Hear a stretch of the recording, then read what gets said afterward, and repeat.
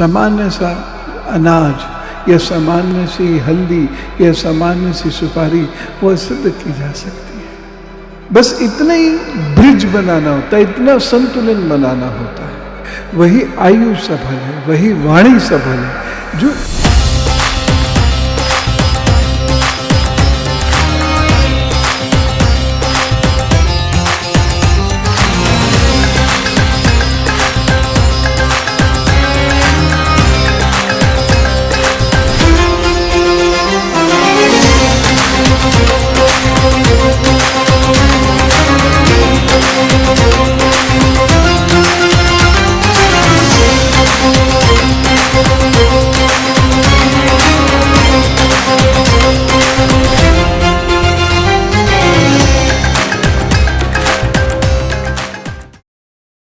आज की जो ख़ास बातचीत है वो हम लोग शुरू करते हैं। और नारद जी की मैं कुछ एक बातें, थोड़ी सी बातें आपके साथ शेयर करना चाहूँगा। मैत्री जी का और नारद जी का संवाद है, जिसमें नारद जी भक्ति को लेकर एक बहुत महत्वपूर्ण बात कहते हैं। वो ये कहते हैं, वही जन्म सफल है, वही कर्म सफल है, वही आयु सफल है, वही वाणी सफल है, जो श्री हरि का नाम लेती है।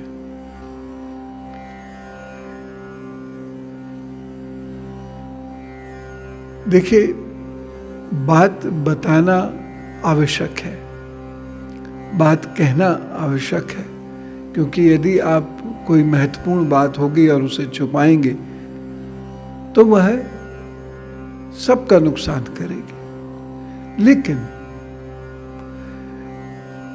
निंदा वो गलत है। अब दोनों में अंतर क्या है? एक पहली जो बात है उसमें अंतर ये है, उन दोनों बातों में अंतर ये, जो पहली बात है वो कल्याणकारी है, वो कल्याण करती है। मान लीजिए देश में कोई घुस आया और वह नुकसान कर रहा है धर्म का, समाज का, और इंटेलिजेंस के लोग उसके बारे में यदि सूचना ना दे, वह अधर्म है। लेकिन वहीं हम इधर उधर की बातें जिसका कोई प्रमाण नहीं है हमारे पास, जो केवल निंदा रस के लिए है, अगर वो कर रहे हैं तो अधर्म है। अधर्म नुकसान करता है, रिश्ते तोड़ता है, अशांति देता है। तो अधर्म से बचें। अप्रामाणिक बातें सिर्फ इसलिए कि टाइम पास हो रहा है ना करें, या चापलूसी हो रही है इससे कोई लाभ मिलेगा, वो ना करें, क्योंकि मिल भी गया तो वो क्षणिक होगा और उससे बाद में नुकसान ही होगा। और पहली बात है, उससे देश का, धर्म का कल्याण होगा, लोगों का कल्याण होगा। तो ऐसी बातें जो क्रिटिकल अप्रिसिएशन है, उससे कल्याण होता है। और ऐसी बातें जो आधारहीन है, उससे अपयश मिलता है और लोगों का कल्याण नहीं होता है। तो श्री नारद जी क्या कहते हैं कि ऐसी बात कीजिए, ऐसी आयु बिताइए, ऐसा जीवन बिताइए जो नारायण को या आपके जो इष्ट हो उनको वह समर्पित हो।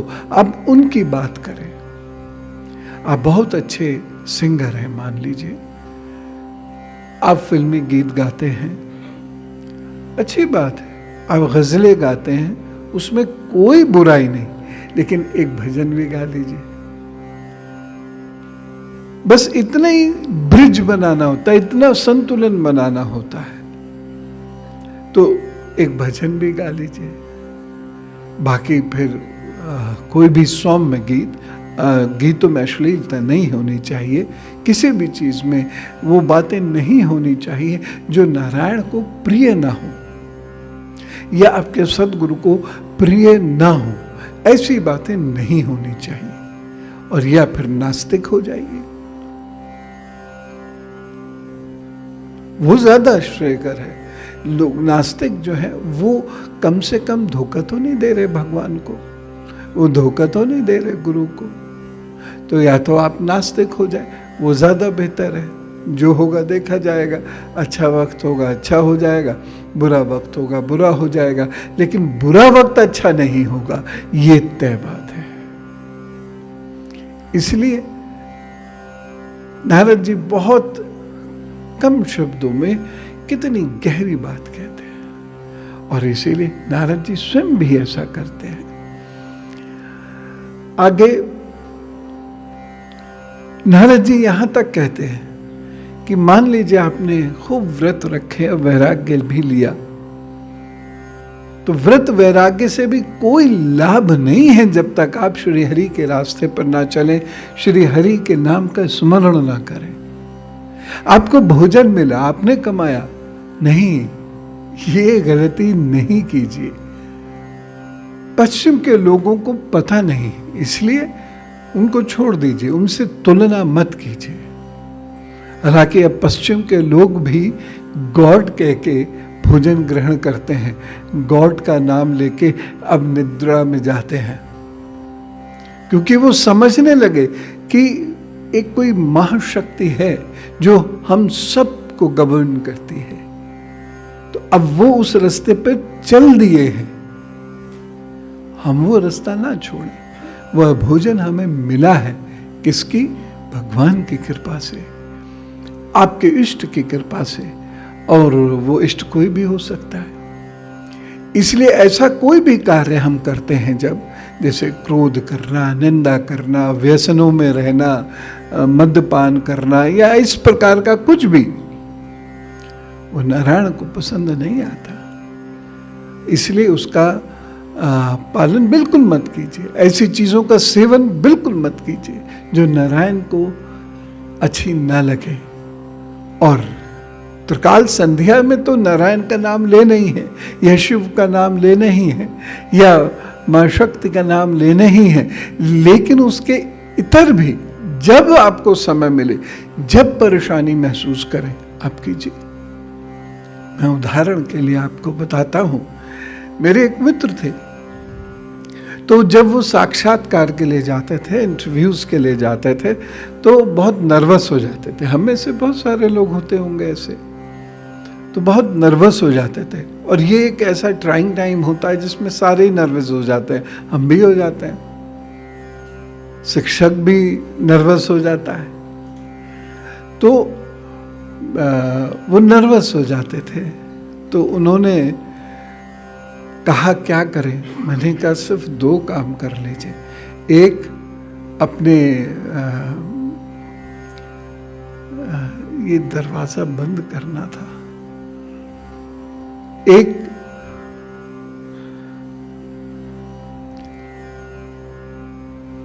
अपनी श्वास गहरी लीजिए और छोड़िए, और दूसरा अपने इष्ट का या आपके कोई गुरुदेव भगवान हो उनका नाम स्मरण कीजिए, चाहे दोनों का नाम स्मरण कीजिए। अपने आप में वो शक्ति आ जाएगी कि आप बड़े से बड़ा साक्षात्कार फेस कर पाएंगे। लेकिन इसके मूल में जो आवश्यक कर्म है, यानी तैयारी, वो आवश्यक है, वो जरूर होनी चाहिए, ऐसे बैठे बिठाए नहीं होगा। तो उसके लिए श्री नारद जी कहते हैं कि चाहे आपने यज्ञ दीक्षा ली हो, चाहे वेदोक्त कर्म आप करें, चाहे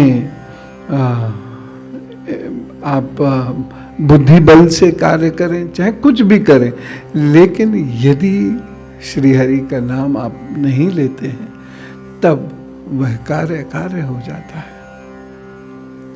तो ऐसे साधनों से पुरुष को कोई लाभ नहीं मिलता। इसलिए अगर आप ऐसा नहीं करते हैं तो आज से बदल जाइए, आज से करना शुरू कर दीजिए। आगे वो कहते हैं कि वृक्ष की जड़ सींचने की, एक वृक्ष बहुत बड़ा सा पेड़ है, उसे सींचने के लिए आप पूरे पेड़ को नहीं पानी देते हैं, उसकी जड़ को पानी देते हैं। तो वो जड़ मजबूत होनी चाहिए, और उस जड़ में कौन है? श्री हरि। तो श्री हरि का नाम जपने से, श्री हरि का नाम लेने से, श्री हरि को भजने से मनुष्य का जो संपूर्ण जीवन है वो अपने आप श्रेष्ठ होता जाएगा। तो जो वृक्ष है, हालांकि मैं कहता हूं, मैं तो 20 साल से कह रहा हूं, और भी ऐसे बहुत सारे लोग हैं जो 50 साल से कह रहे होंगे। मनुष्य तो उसी रास्ते चलता, लेकिन ठीक है, हमारा काम कहना है, लोगों का काम मानना अथवा ना मानना है। तो वृक्ष की जड़ को सींचने का प्रयत्न कीजिए। और आगे कहते हैं कि हमारे शरीर में जितनी इंद्रियां हैं, क्या हम हर इंद्रिय को अलग से भोजन देते हैं? नहीं, हम जो भोजन लेते हैं वो अपने तरीके से लिवर और इंटेस्टाइन्स में जाता है, लेकिन पूरी इंद्रियां पुष्ट होती हैं उससे। तो इसी तरीके से हमको ये प्रयत्न करना चाहिए कि हम श्री हरि का, नारायण का नाम लेते रहें, उनका नाम भजें, जपें। और वो जो भजना है या जपना है, उसमें किसी भी तरीके से बेईमानी नहीं होनी चाहिए। यानी हमारे पास एक बड़ी सी माला है, एक बड़ी सी पुस्तक है, हम लेकर बैठे हुए हैं, दिन में 3 बार 4 बार हम वहाँ जा रहे हैं, लेकिन आदत वही है।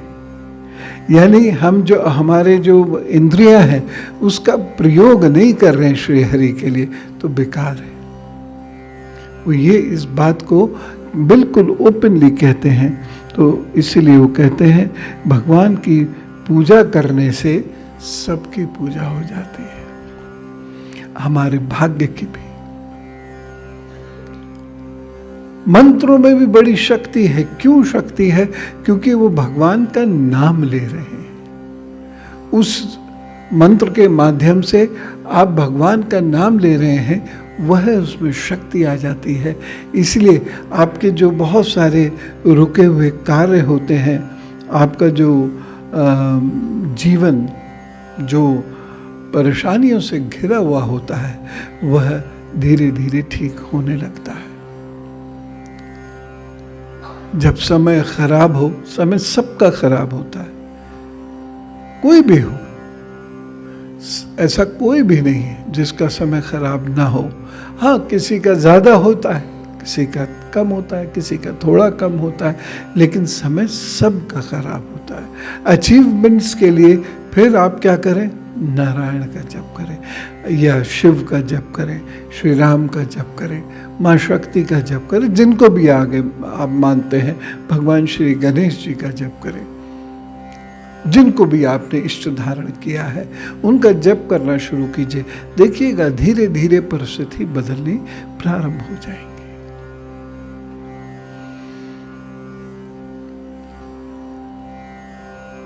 कभी कभी इतना जरूर कर सकते हैं कि जैसे जो लोग शक्ति के उपासक हैं या श्री हरि के उपासक हैं, वो जप करने में कुछ वस्तुओं को सिद्ध कर लें। सुपारी हो गई, अनाज हो गया, कुछ ऐसी वस्तुएं हैं जिन्हें वो सिद्ध करके अपने पास रखेंगे तो फायदा होगा। क्यों फायदा होगा? ऐसा नहीं कि मुझ में शक्ति है, मैंने सिद्ध कर ली, नहीं, वह शक्ति हरि की शक्ति है, वह शक्ति भगवान की शक्ति है। मैंने एकाग्र चित्त होकर भगवान की आस्था पूर्वक पूजा की, प्रार्थना की, मंत्र जप किया, तो वह शक्ति उस बीज में आई। या जो भी मेरे हाथ में था उसमें वह शक्ति आई। मेरे पास ऐसी कोई शक्ति नहीं थी, मैं तो सामान्य मनुष्य हूं। तो ये सारी शक्ति श्री नारायण की शक्ति है। उन्हीं की महिमा से काम हो पाता है, उन्हीं की महिमा से एक सामान्य सा अनाज या सामान्य सी हल्दी या सामान्य सी सुपारी वह सिद्ध की जा सकती है। ये उनकी कृपा है, उनकी शक्ति है। आगे वो कहते हैं, और ये बहुत महत्वपूर्ण है, वो कहते हैं कि जो निर्धन पुरुष हैं, भगवान का प्रेम उन पर ज्यादा है। यानी जो वो लोग जो कमजोर पड़ रहे हैं, यहां निर्धन को थोड़े व्यापक अर्थ में समझेंगे, तो जो लोग कमजोर हैं उन पर भगवान की कृपा अधिक है, लेकिन उन्हें जाना इस रास्ते से पड़ेगा। अगर एक कमजोर व्यक्ति ये सोचे मैं चोरी कर लूंगा, तो भगवान फिर उसके साथ नहीं होंगे। हो सकता है चुरा के थोड़े दिन कुछ बन जाए, लेकिन उसके बाद उसकी गति और भी बुरी होगी। आगे जो वो बात कह रहे हैं तो वो बहुत महत्वपूर्ण है। जो लोग अपने शास्त्र ज्ञान, धन, कुल और कर्मों से घमंड में उन्मत्त होकर साधु जनों का तिरस्कार करते हैं, यानी साधु तो हो ही गए साधु, इसके अलावा जो सज्जन लोग हैं उनका तिरस्कार जब किया जाता है तो उनको नरक की प्राप्ति होती है। इसलिए ये कार्य जीवन में कभी मत कीजिएगा, क्योंकि इन्हें वो कहते हैं दुर्बुद्धिजीवी। दुर्बुद्धियों की पूजा तो प्रभु भी स्वीकार नहीं करते। अगर आप ये कार्य कर रहे हैं, उसके बाद कितनी भी माला जप लें, कितने भी शास्त्र पढ़ लें, कितने भी मंत्र जप लें, लाभ नहीं होगा, किसी हालत में लाभ नहीं होगा। इसीलिए आप इन सब चीज़ों से बचते हुए अपने मार्ग को निष्कपट बनाते हुए श्री हरि का नाम लेते रहे, आपको सब कुछ मिल जाएगा।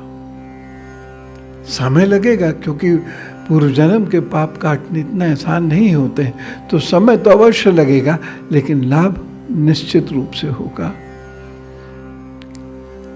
और अंतिम वाक्य जो मुझे बड़ी शक्ति देता है, आप लोगों को भी वो शक्ति देगा। वो कहते हैं कि श्री हरि हमेशा अपने भक्तों के अधीन रहते हैं। यानी हम भक्ति यदि करना सीख लें, यदि हम भक्ति करने लगे, यदि हम भक्त बन जाएं, तो श्री हरि हमारे अधीन हो जाएंगे। बहुत बड़ी बात है, बहुत बड़ी बात है। और मैंने इसे जीवन में, अपने जीवन में भी और बहुत सारे लोगों के जीवन में ये पाया है कि एक बार वह प्रभु मार्ग पर चल दे, हरि मार्ग पर चल दे, तो फिर वो जो कहते हैं वो प्रभु करते हैं। खुद के लिए ना करें, लेकिन दूसरों के लिए वो आदमी हाथ पकड़ के प्रभु से कुछ ना कुछ करा ही ले जाता है।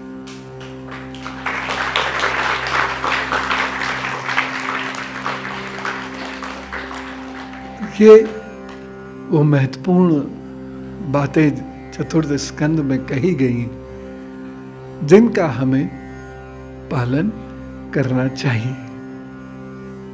आशा करता हूं, निवेदन भी करता हूं कि आप इन्हें याद रखेंगे। बाकी तो चीजें सिर्फ ऐसी हैं कि जब बुखार आया तो दवाई ले ली, पीसीएम ले ली, लेकिन वो इलाज नहीं है, वो सिम्टोमेटिक रेमेडी है, ऐसी ज्योतिष भी। ज्योतिष के दो स्वरूप हैं। एक स्वरूप जो आपको मार्ग दिखाता है, बताता है और वह अध्यात्म से जोड़ देता है, और दूसरा स्वरूप है वह आपको कोई चीज़ बता देगा, ये कार्य आप कर लीजिए। वो सिम्टमेटिक रेमेडी है, लेकिन वो कुछ समय तक ठीक चलेगी, उसके बाद पुनः गड़बड़ होगी। इसलिए जो सतमार्ग है, जो प्रभु का मार्ग है, जो मैया का मार्ग है, उस मार्ग पे हम चलेंगे तो ज़्यादा अच्छा परिणाम मिलेगा। और सबसे बड़ी बात, ये परिणाम ना केवल इस जीवन में, बल्कि ये परिणाम हमको अगले जीवन तक मिलेगा। मेरी बात पूरी होती है। आपके लिए ऋषिकुल शाला के एक बच्चे ने, अरे वाह, स्वतंत्रता दिवस की पूर्व शुभकामनाएं। अंश नाम का बच्चा है, वो अशोक विहार सेंटर से। धन्यवाद अंश, बहुत धन्यवाद।